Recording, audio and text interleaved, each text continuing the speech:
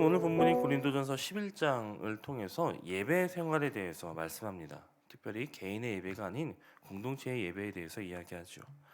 그리고 예배에 대한 말씀을 나누면서 가장 먼저 다룬 주제가 바로 여자가 예배를 드릴 때 머리를 가려야 하느냐라고 하는 것에 대한 이 주제를 먼저 다룹니다. 사실 오늘 본문은 참 그간 많은 논쟁과 또 오해의 소지를 만들었던 본문이죠. 지금 이 자리 가운데에도 우리 권사님들 한 분도 이렇게 머리를 가리신 분들이 없으신데 말씀을 이렇게 받아들일 때 이게 뭐지라고 하는 그런 어떤 불편함이 먼저 다가오시는 것이 사실일 것입니다. 특별히 요즘처럼 이 성평등 문제가 큰 화두로 이렇게 다뤄지고 있는 이 시대에는 더 공격을 받는 본문이기도 하지요. 오늘의 이 본문이 이와 같이 받아들여지기 어려워진 데에는 물론 지금의 우리 시대나 아니면 우리의 예배 문화와는 잘 맞지 않는 그런 점도 있기는 하지만 그보다 먼저 이 말씀을 기록할 때에 사도 바울의 당시의 사회 문화나 혹은 예배 문화에 대한 이해 없이 그냥 문자 그대로를 받아들이기 때문에 그대로 이해하려고 하기 때문에 어려운 점이 분명히 있습니다.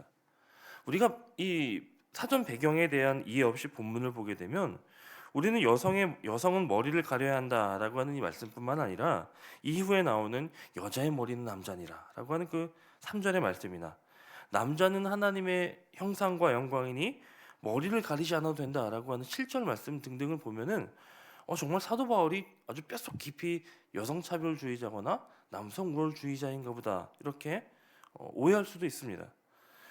어, 바울이 본문에서 전하고 있는 이 남자와 여자가 이 남편과 또 아내의 관계를 이야기하는 것인지 아니면 그저 남자와 여자를 통틀어서 말하는 것인지는 불명확하지만 일단 두 가지 입장을 다 존중해서 한번 우리는 이것을 이해해 볼 필요가 있습니다. 자, 바울 시대의 이 로마 사회에는 이 사회 속에서 여자가 머리에 덮개를 썼다라고 하는 것은 곧 나는 결혼한 여성입니다라고 하는 표현을 나타내기도 했습니다.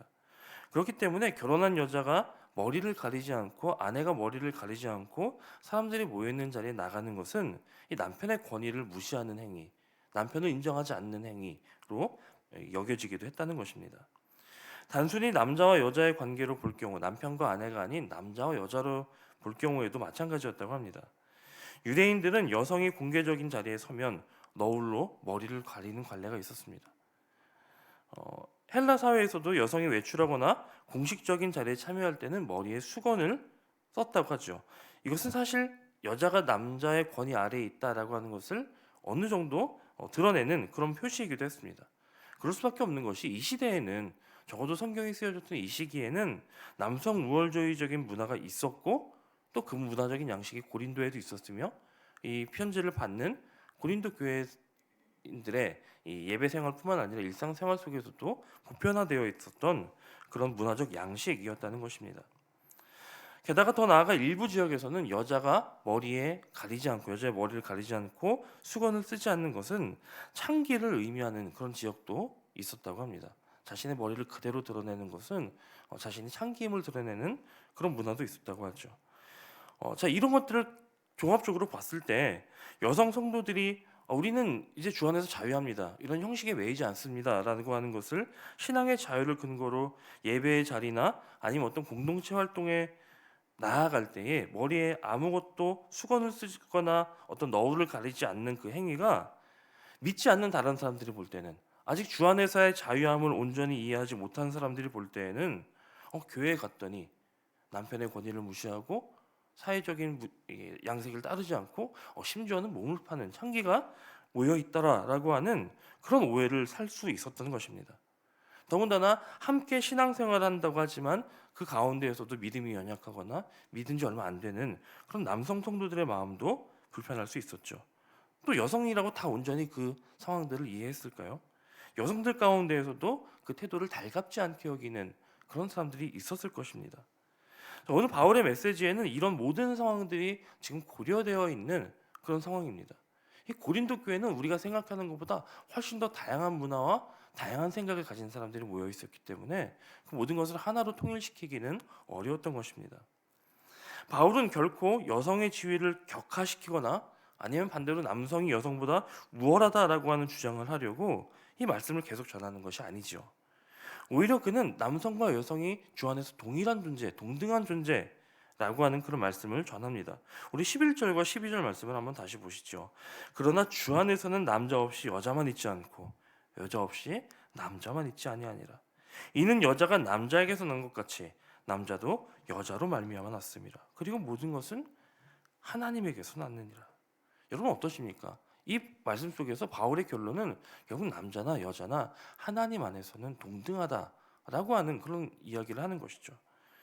결국 오늘의 본문 역시 우리가 앞서 지금까지 고린도전서를 보며 살펴왔던 어떤 결혼의 문제나 아니면 이렇게 음식 논쟁, 이 우상에게 드렸던 제물의 음식을 먹어도 되느냐 안 되느냐라고 하는 그 논쟁과 그 결이 같은 문제입니다. 바울은 이런 사소한 행위 하나하나가 아니라 정말 어디에 관심을 가지고 있냐면 하나님의 영광, 교회의 덕, 교회의 교회다움, 여기에 관심이 있었습니다. 사실 성도는 예수님 안에서 자유로운 존재가 되었죠. 그리고 하나님 나라는 사실 세상의 어떤 문화나 관습을 넘어서는 존재입니다. 하지만 그런 성도들이 모여있는 교회라고 할지라도 하나님의 나라를 이 땅 가운데 세워나가는 교회라고 할지라도 이 교회는 불완전한 지상에 세워져 있고 또 아직 예수를 통해 구원받지 못한 영혼들을 건져내야 하는 이 선교의 막중한 사명도 가지고 있죠. 따라서 그들의 마음을 얻기 위해서 그들에게 복음을 온전히 전하기 위해서 우리는 자유를 남용하는 것이 아니라 교회의 교회다움을 드러내며 덕을 끼치는 삶을 살아야 한다는 것입니다.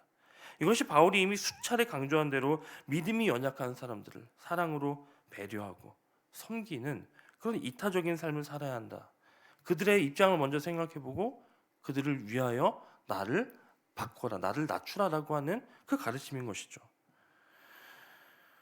지금의 우리야 물론 머리에 무엇을 두르든 어떻게 하든 상관이 없지만 당시 고린도에서는 여성 성도들이 우리는 이제 머리를 가릴 이유가 없다라고 하며 자신의 자유를 주장하며 시험에 들 사람들이 있었다는 것입니다. 물론 이런 교회 내에서 더 이상 받아들일 수 없는, 타협할 수 없는 어떤 교회의 교회다움을 드러내야만 하는 그런 경우들이 있기도 하죠. 이것은 도무지 수용할 수 없고 타협할 수 없는 그 지점이 있기도 하죠. 물론 이런 부분에서 끝까지 타협하지 않는 것이 교회의 교회다움을 드러내는 경우도 있습니다. 하지만 이런 비본질적인 부분에 있어서는 우리가 어떻게 해야 될지를 영적인 분별력을 가지고 행동하는 것이 중요하다. 오늘 사도 바울은 이런 것을 이야기하고 있는 것입니다. 결국 오늘 본문은 절대로 여성 차별을 목적으로 하는 그런 말씀이 아닙니다. 바울은 오히려 여성들에게 예배에 적극적으로 참여하라 이렇게 권면하죠.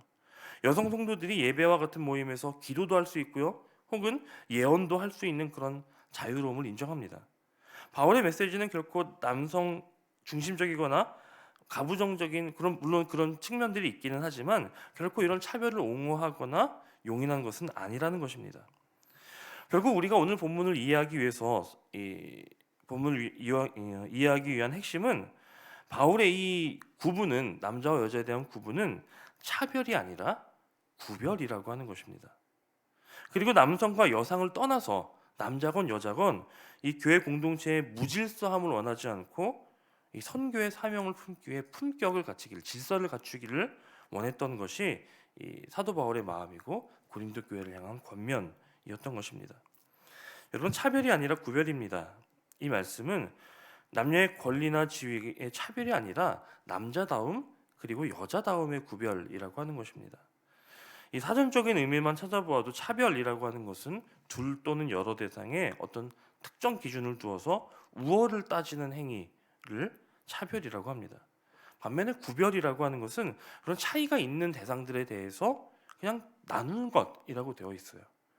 남자와 여자는 사실 차이가 있을 수밖에 없죠. 왜냐하면 하나님이 그렇게 만드셨기 때문입니다. 14절 말씀을 보면 바울은 남자가 머리를 길게 기르면 그것을 두고 스스로 부끄럽게 여기는 것을 본성이라고 보았습니다. 물론 지금은 그것이 어떤 논쟁이 되진 않고 취향의 차이가 되었지만 바울은 이것이 남자를 남자되게 지으시고 여자를 여자되게 다르게 지으신 하나님의 뜻이다. 그것이 본성이다라고 이야기하는 것입니다. 남자와 여자를 따로 구별되이 지으신 것, 구별되이 만드신 것, 그것은 서로가 구별되어 있기 때문에 서로의 부족한 면을 도와주며 섬기기 위함입니다. 이것이 하나님이 남자와 여자를 다르게 지으신 이유고, 이것 때문에 우리는 남녀를 차별하는 것이 아니라 구별하는 것입니다. 구별을 인정하고 서로의 지으심을 존중하는 것이 우리의 마음 가운데 필요하다라고 하는 것이죠. 바울이 원했던 것이 이것입니다. 바울은 고린도 교회에서 신앙생활하는 남성 성도들과 여성 성도들이 서로를 비교해서 우월을 두거나 갈등을 겪지 말고 하나님의 영광을 위해서 서로를 도우며 서로의 연약함을 채워주며 그렇게 연합하기를 기대했던 것입니다. 우리가 이제 곧 나누게 되겠지만 바울은 고린도전서 12장에서 그렇게 연약한 우리가 서로 연합하여 한 지체가 되고 한 몸이 된다라는 것을 이야기했는데, 우리는 이것을 같은 맥락에서 이해할 수가 있게 되는 것입니다. 자, 아무쪼록 오늘 이 사도 바울의 이야기는 성도들의 예배가 그저 주 안에서 주어진 자유를 마음껏 드러내고 마음껏 사용하라라고 하는 것이 아닙니다. 물론 우리의 예배는 하나님 앞에서 드리는 것이고 하나님만이 우리 예배의 중심이 되시는 것이지만, 우리의 자유함 때문에 다른 사람의 예배에 방해가 되거나 혹은 공동체의 덕이 되지 않는다면 우리는 그 자유로움을 절제할 필요가 있다라고 하는 것입니다. 아무쪼록 우리 모두가 우리의 예배 생활에 대해서 바울이 전하는 오늘 본문 속에서 주시고자 하는 그 말씀을 다시금 기억했으면 좋겠습니다. 그래서 누군가를 다름에 의해서 차별하는 것이 아니라 한 지체로서 선을 이루어가고 또 내 자유로움을 내세워서 공동체 혹은 다른 사람에게 어려움을 끼치지 않고 오히려 우리가 참아주고 배려해주고 절제함으로 말미암아 우리의 덕과 또 우리의 아름다움을 드러낼 수 있는 그런 성숙한 교회 공동체가 되기를 주님의 이름으로 간절히 축원합니다.